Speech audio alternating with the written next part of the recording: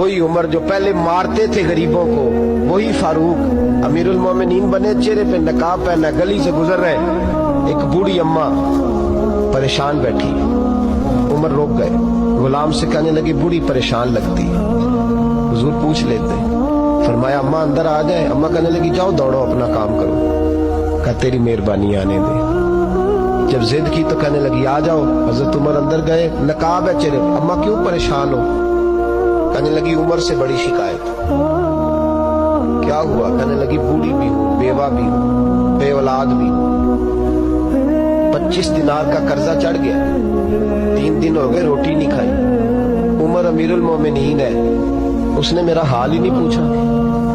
حضرت عمر کہنے لگے اماں عمر کو کیا پتا تو اس حال میں ہے؟ تو مدینے کی وہ بوڑھی عورت بھی جانتی تھی کہ جمہوریت کیا ہوتی ہے، جمہوریت کیا ہوتی ہے۔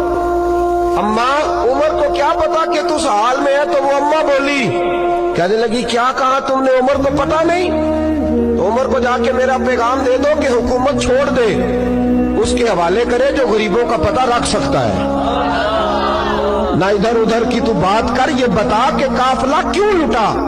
مجھے رہزنوں سے غرض نہیں، تیری رہبری کا سوال ہے۔ تو بہانہ کر کے سائیڈ پہ ہو گیا، بول، تو پتہ رکھ نہیں سکتا تو کیوں حکومت کرتا ہے؟ آپ کے غلام کہتے ہیں عمر دوڑ لگا کے باہر نکلے، کھانا پکا پکایا گھر سے لائے، 25 دینار بھی لائے، 2 بوریاں اناج کی کندھوں پہ رکھ لی۔ غلام کہنے لگا حضور مجھے دے دے، فرمایا وعدہ کر قیامت کے دن بھی میرا بوجھ اٹھائے گا؟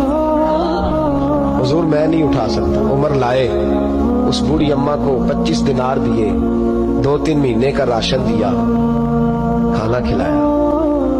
یہاں تو جس کا 200-400 ووٹ ہو اسے ہے کوئی سردار چودھری پوچھ لے، غریبوں کو کون پوچھتا ہے؟ لیکن جب میلاد کا انقلاب آتا ہے پھر غریبوں کی عزت بڑھتی ہے۔ حضرت عمر اماں کے پیروں میں بیٹھ گئے، کہنے لگے اماں چل عمر کو میری خاطر معاف کر دے۔ اماں نے ایک لفظ کہا تو آپ کے غلام کہتے ہیں عمر کو اتنا روتے کبھی نہیں دیکھا جتنا عمر آج روئے۔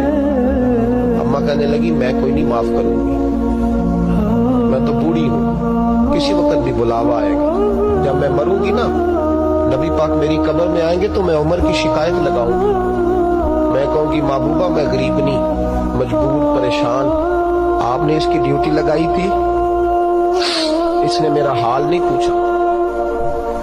آپ کے غلام کہتے ہیں عمر اس طرح روتے جیسے بچہ بلک کے روتا۔ کہنے لگے اماں اس طرح نہ کرنا، عمر بڑا کمزور ہے، وہ بڑا کمزور ہے، وہ یہ شکایت نہ لگانا، عمر بڑا ماڑا ہے، حضور کا سامنا نہیں کر سکے۔ اماں کہنے لگی نہیں، میرا دکھ ہی بڑا ہے، میں عمر کی شکایت لگاؤں گی۔ حضرت فاروق اعظم منت کرنے لگے تو بوڑھی کہنے لگی چل تیری خاطر عمر کو معاف کیا۔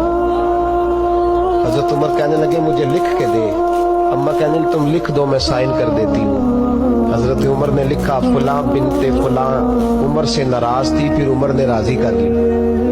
وہ اماں دستخط کرنے ہی لگی تھی کہ مولا علی شیر خدا آ گئے، حضرت عبداللہ ابن مسعود آ گئے رضی اللہ تعالی عنہما۔ اندر آتے ہی کہنے لگے عمر یہاں کھڑے ہو، میں سارے مدینے میں ڈھونڈ آیا ہوں، وہ ملک شام کے کچھ سفیر ملنے آئے۔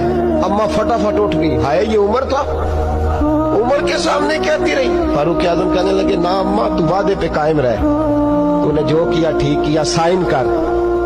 اماں نے دستخط کیے تو حضرت عمر حضرت مولا علی شیر خدا کرم اللہ تعالی وجہ الکریم کو خط دے کے کہنے لگے علی گواہ کے سائن آپ بھی کر دو، عبداللہ بطور گواہ تم بھی دستخط کر دو۔